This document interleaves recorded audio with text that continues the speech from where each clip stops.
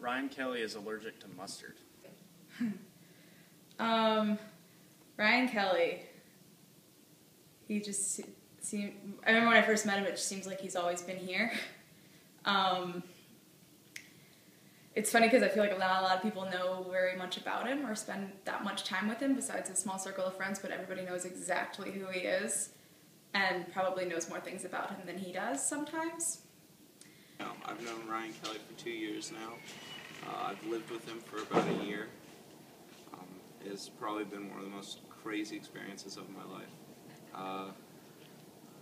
I don't know where he came from or what goes through his head, but he's responsible for getting me addicted to cigarettes. I don't know. I should hate him. Ryan, the law is a made-up thing. But I absolutely love him. He's like a brother to me. About Ryan, I know exactly who he is, but I really don't have one way or the other about him. Well, Ryan Kelley, he is a character. He's his own person, let's say that. Ryan Kelley is immortal. And I think he flew from outer space to get here. I think Ryan Kelley is somebody that really truly only is unique.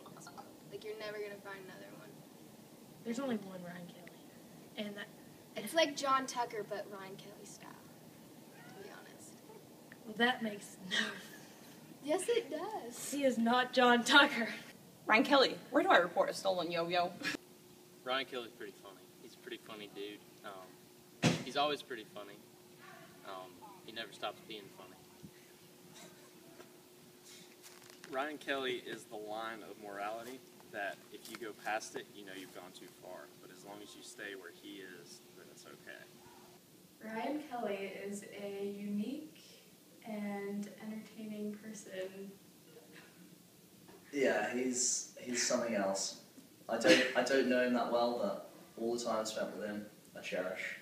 Yes. St. Andrews is a part of Ryan Kelley, and that's why, like, Ryan Kelley's a big part of St. Andrews. Yeah. He's the saint in St. Andrews. Yes. So when he leaves, it's just going to be Andrews.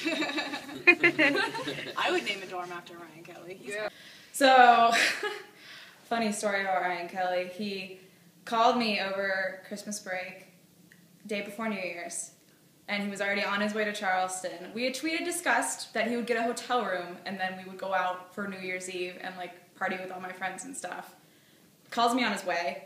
He has no hotel room. He has no way of getting a hotel room. He just has his dad's credit card. It was interesting. It was like living two lives in the same weekend because we would either go someplace he wanted to go or someplace I wanted to go. The places he wanted to go were like the fanciest places I've ever been in my life. I was so underdressed, I thought they were going to kick me out. And then the places I wanted to go, I basically had to just protect him from getting his ass kicked. Ryan Kelley was working on a newspaper article, working with some scissors. So he was cutting away at some newspaper, and he cut his finger, and it started bleeding like really, really bad. So he calls Sparky, and Sparky comes over there and wants to take him to the ambulance, gets him in the ambulance, but then Sparky knocks on my door, opens my door at 3 o'clock in the morning, and Sparky's like, "Hey, can you take me to the hospital?" I was like, yeah.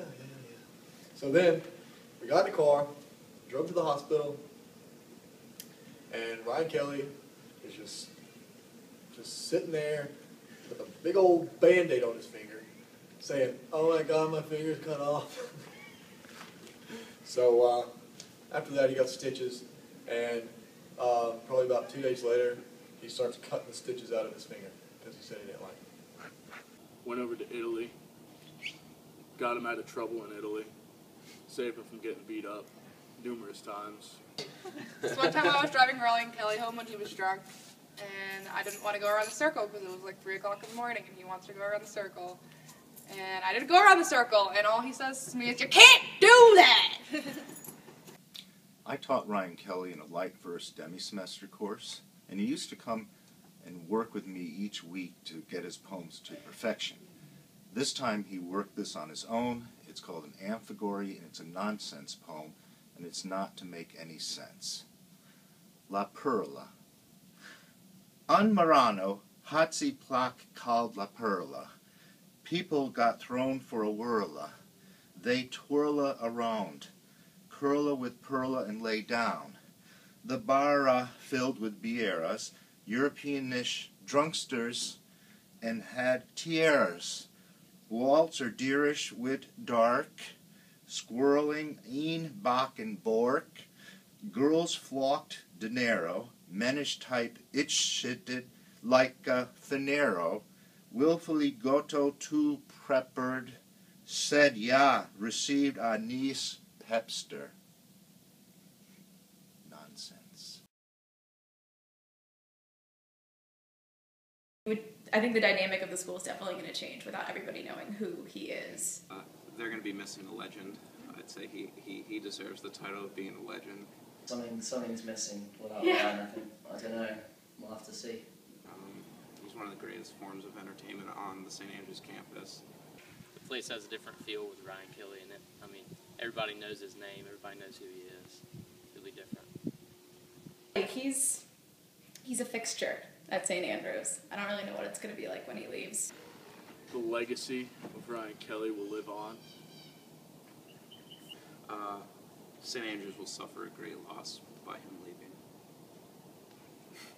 So, yeah, Ryan Kelley.